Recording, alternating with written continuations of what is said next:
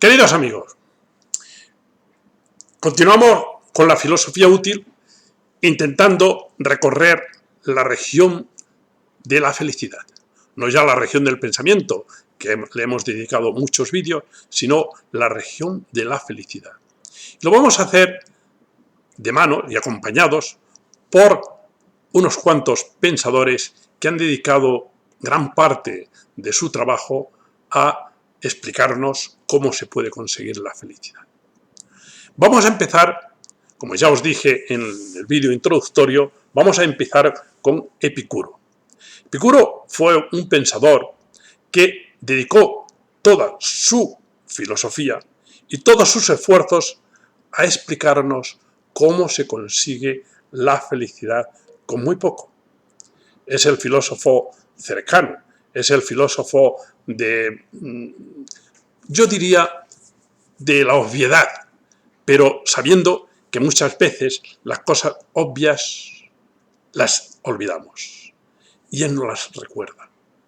Bien, Epicuro nació en la isla de Samos en el 342 antes de Jesucristo y vivió allí, en esta isla, 20 años. Vivió 20 años como colono, porque su padre era un colono. Se habían aprovechado la expansión de Grecia a través, sobre todo, la expansión de las polis griegas más importantes y se habían desplazado a colonizar ciertos lugares cercanos o lejanos a lo que era Atenas y las polis cercanas. Alejandro Magno, que está conquistando y que está expandiendo todo el helenismo, ha dado oportunidad a que los griegos pudieran efectivamente establecerse y colonizar. Él ha vivido en Samos, por tanto, y ha vivido sin preocupaciones, porque su padre se ganaba bien la vida de colono y teniendo a su alrededor riqueza, personas que le ayudaban, esclavos, y viviendo una vida muy tranquila y como muy feliz, pero una felicidad muy aparente, no una felicidad profunda. ¿Qué sucede? Que muere Alejandro Magno y cuando muere Alejandro Magno en el 323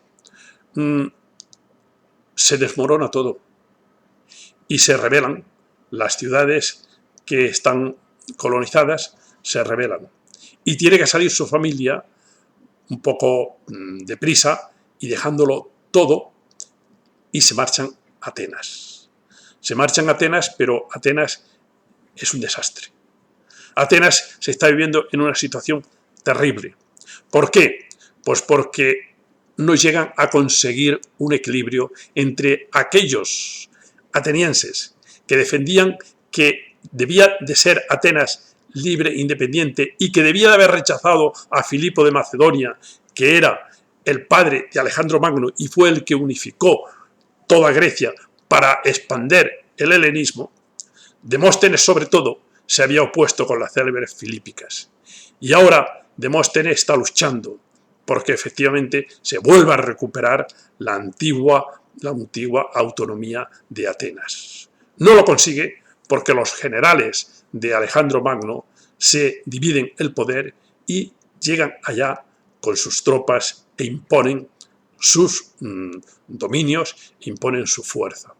Pero no solo eso, sino que, por ejemplo, eliminan la ciudadanía griega, la ciudadanía ateniense, y se la conceden solamente a aquellas personas que tienen unas cantidades de dinero considerables, es decir, a unos 9.000 ciudadanos.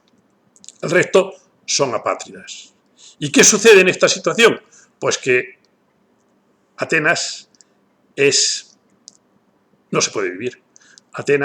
En Atenas hay esclavismo, hay sujeción, hay personas que dan su vida por conseguir poder sobrevivir y es una situación en la que se ha desmoronado aquella vida alegre, aquella vida democrática, aquella vida maravillosa. Es decir, una situación de crisis muy seria, muy seria.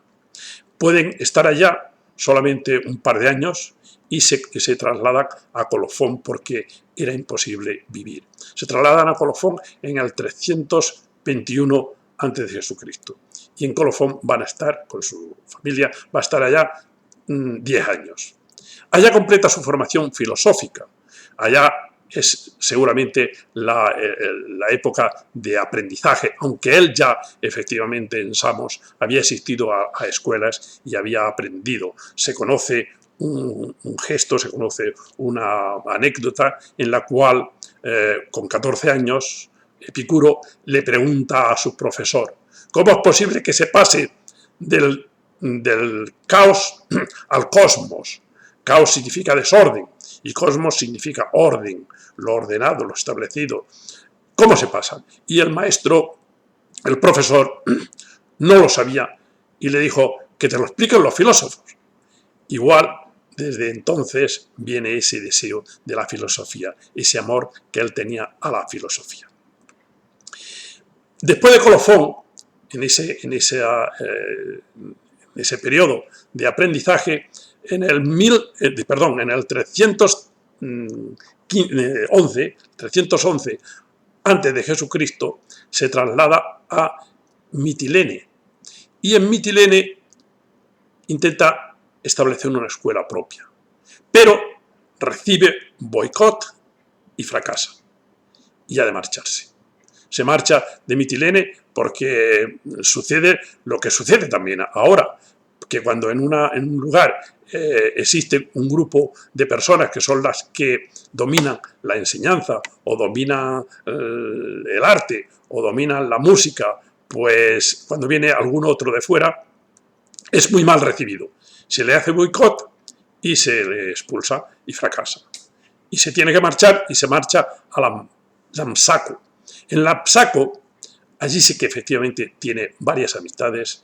Allí conquista un montón de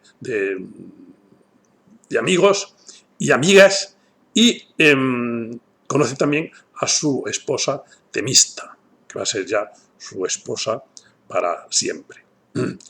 Aquí está un tiempo y después se traslada en el 306 antes de Jesucristo, se traslada a Atenas y allí va a vivir ya 35 años, donde va a establecer ya su filosofía y va a establecer todo su mundo. Bueno, va a crear una escuela, que es la escuela del epicureísmo, que se le ha llamado desde entonces, pero que se llamaba el jardín. Compra una casa, establece un jardín, todo muy sencillo, pero muy agradable. Bien, Epicuro es un autodidacta. ¿Qué valor tiene el ser autodidacta? Porque hay mucha gente que efectivamente ha aprendido pocas cosas de los otros, porque no ha tenido grandes maestros. Pero se ha preocupado de reflexionar, se ha preocupado de estudiar y es un autodidacta. El ser autodidacta tiene ventaja y tiene inconveniente. Tiene el inconveniente de que hay que trabajar mucho, hay que pensar mucho. Aquellas cosas que te cuesta conseguir, ver la luz. Si tuvieras un gran profesor, un buen profesor, en pocas palabras, a lo mejor conseguirías aquello que te va a costar meses o años en conseguirlo. Pero tiene una ventaja extraordinaria, y es que tus conocimientos son muy experimentados, tus conocimientos son conocimientos que están muy asentados y sobre todo que te conoce a ti mismo, te experimentas a ti mismo. Y esas cosas que aprendes son fundamentos importantes para que tú puedas luego conocerte, dirigirte y enseñar. Y al fin y al cabo, lo más importante que tenemos cuando aprendemos de los otros es aquellas experiencias que uno ha tenido de sí mismo. Entonces, Epicuro era un autodidacta y valoramos el ser autodidacta como una cualidad extraordinaria. Las actitudes éticas de las que él habla, la libertad y la necesidad y el tema de los dioses son productos de su propio pensamiento. Esto es producto de su propio pensamiento y no depende de ninguna otras cosas. Él defiende la moderación y el conocimiento propios como límites del cuerpo, como límites de nosotros. Es decir, él lo que hace es cuáles son los límites de nuestro cuerpo. Es muy importante estudiarlo también. ¿Cuáles son los límites que nosotros tenemos en nuestro cuerpo? ¿Cuáles son las posibilidades y cuáles son los límites de nuestro cuerpo? Porque nuestro cuerpo tiene límites, es decir, hasta qué punto nuestro cuerpo puede gozar, hasta qué punto nuestro cuerpo puede pasar hambre, hasta qué punto nuestro cuerpo tiene capacidades para realizar placeres, los límites y las posibilidades de nuestro cuerpo. Porque ya sabían, bueno, se estudian con frecuencia los límites del pensamiento, los límites y posibilidades del corazón, pero los límites y posibilidades de nuestro cuerpo, hasta dónde pueden llegar las actividades de nuestro cuerpo, hasta dónde puede llegar el sufrimiento o hasta dónde puede llegar lo que es el placer. Y él estudia esos límites, cuáles son las posibilidades y los límites de nuestro cuerpo. Pensemos en nuestro cuerpo. ¿Qué es lo que nos pide nuestro cuerpo? ¿Qué es lo que nos pide? Nos pide comer, beber, nos pide gozar, nos pide cuidarlo, nos pide que lo tengamos siempre de forma bella. Nos pide el cuerpo que no tenga goteras. Y como cuando tenemos una casa, que nos cuidamos de que no tenga goteras. Nos pide nuestro cuerpo estar cuidado para que no tenga goteras. Bien, él llega a unos conocimientos, a este tipo de conocimientos, por su experiencia, porque ha habido una situación, como digo, una situación de apátridas, de vagabundos, de tiranos, de supersticiones, de ignorancia, desorden y servilismo.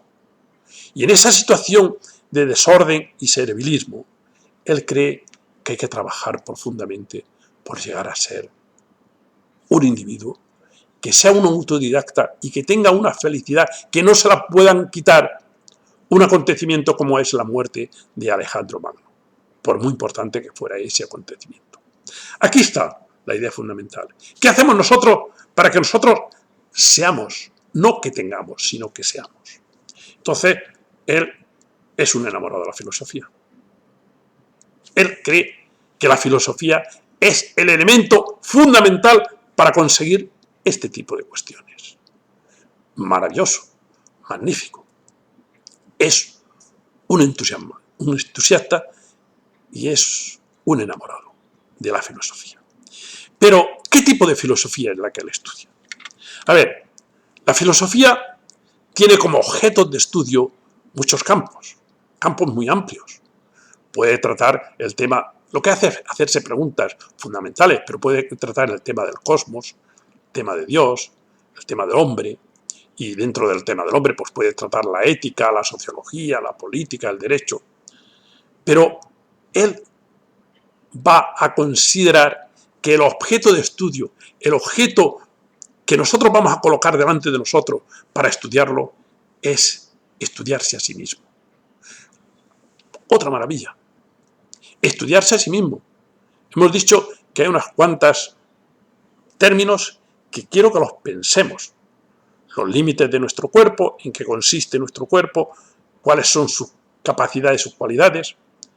La filosofía, como valor también supremo, y el estudiarse a sí mismo, ese tipo de filosofía.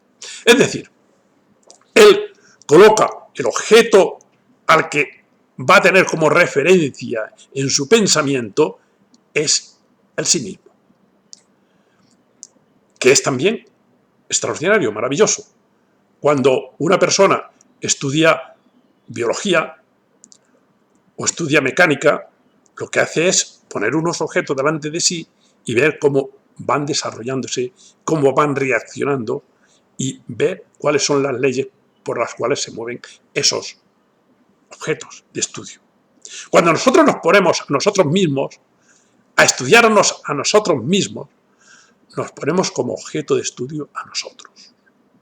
Y eso es importante, porque vivimos sin cuidarnos. Vivimos sin ese cuidado sobre nosotros mismos. Nos cuidamos de los coches, de la casa, pero no nos cuidamos de nosotros. Y Epicuro dice, cuidado, el objeto de la filosofía es cuidarse uno a sí mismo. Por lo tanto, esa práctica, que es un poco el objetivo moral y pragmático, que es la búsqueda de un remedio contra la confusión de su época, todo este tipo de cosas, que es de esa situación desastrosa, entonces él dice que la filosofía es el camino fundamental para conseguir aclararnos, para conseguir controlarnos y para conseguir ser felices. Por lo tanto, valoración extraordinaria de la filosofía. ¿Pero qué tipo de filosofía? Él dice, vana es la palabra del filósofo que no remedia ningún sufrimiento del hombre. Magnífico. Vana es la palabra del filósofo que no remedia ningún sufrimiento del hombre. ¿Qué sucedía? Pues que Platón se había dedicado a la filosofía, pero una filosofía especulativa. No quiero decir que abandonara las preocupaciones del hombre, pero es una filosofía de conceptos, es una filosofía del otro mundo. No, esta es una filosofía cercana. Filosofía cercana. Conócete a ti mismo. Habían dicho ya, era una frase que se estudiaba y se consideraba. Conócete a ti mismo. Bien, pues ahora esa palabra del filósofo tiene que ser la palabra que sirva como medicina. Como medicina. Esto insiste mucho Epicuro, en que la filosofía es como la medicina del alma. Pero ¿qué tiene que hacer la medicina?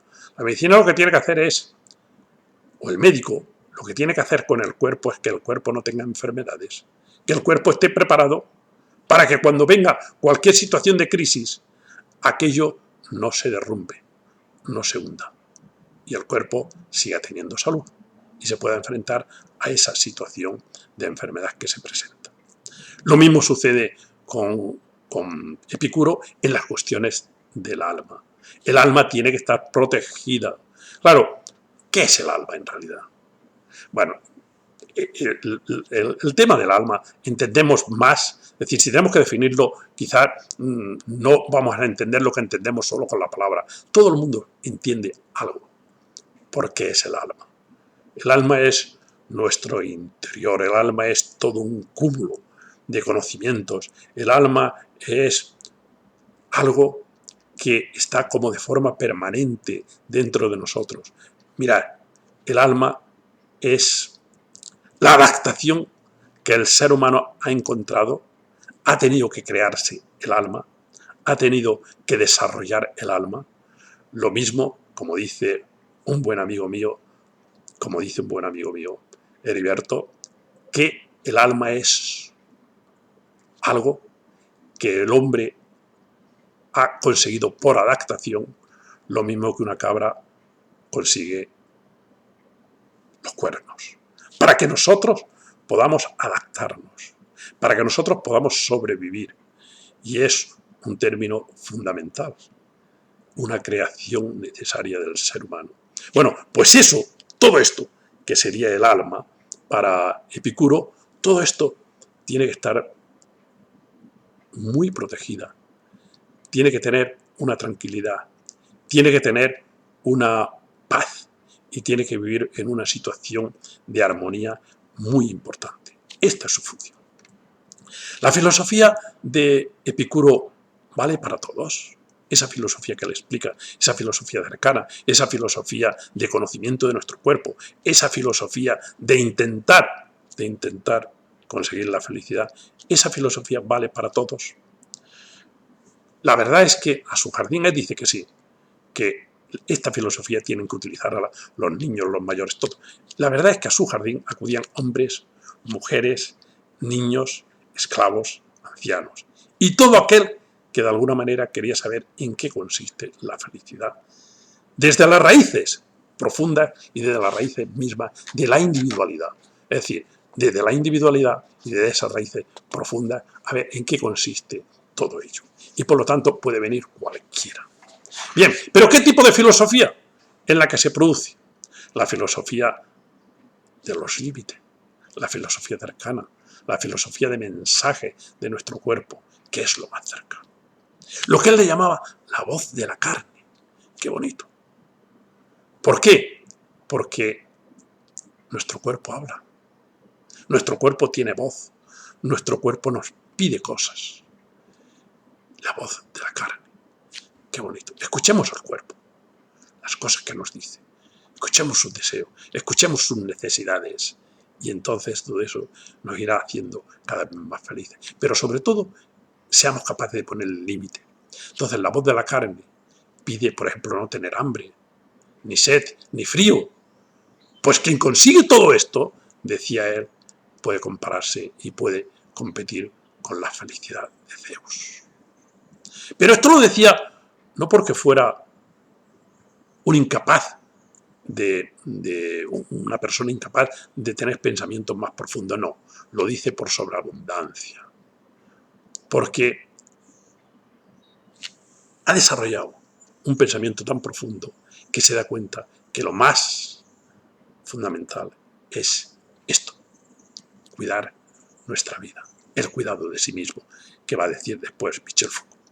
Su filosofía es, por tanto, un producto de su experiencia vital.